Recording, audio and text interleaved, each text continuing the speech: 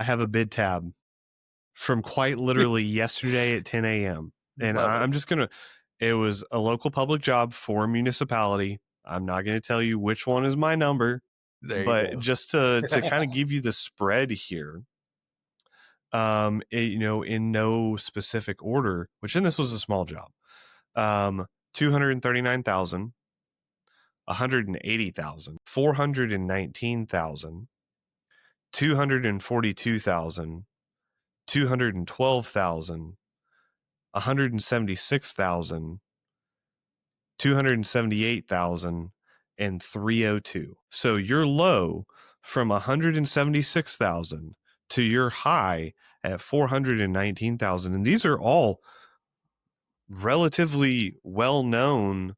I mean, the broader base of this is vastly well-known public contractors in the Oklahoma City market.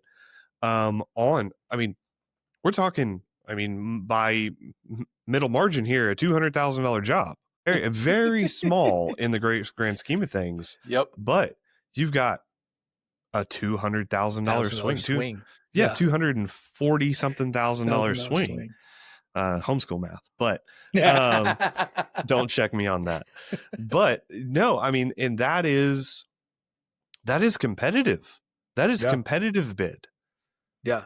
For a municipality, which is, God, I hate how these projects are delivered in those settings, which the dark side of, this, thankfully to my partner, Roy, with his background, the majority of these jobs, and going back to that 75% number, most municipality jobs, state jobs, federal jobs, they're budgeted a year, 2 years, 3 years prior to them actually being solicited. Right. Well, the first concern of that soliciting group is, well, we're 30% under now, but they still put it out.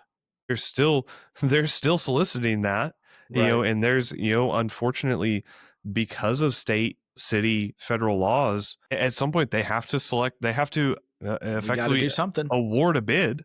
Yeah. And so what if your bottom bid is still 30% above your range? Yeah. There still has to be your plus or minus 10% depending upon the procurement guidelines, but still, like the problem is still there. Mm-hmm. And I think that is nationwide. We've seen it across the US. This was budgeted 2 years ago. We don't know what it is. We're going to throw it out there. It gets bid. It's 100% over what we thought it was. All right, let's go find more money.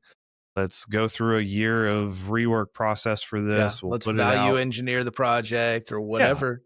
Yeah. And, and unfortunately, a lot of these jobs are still, they're getting accepted, but they're getting accepted in that sliver of the top 10% of the acceptable range. Right. They've got their target.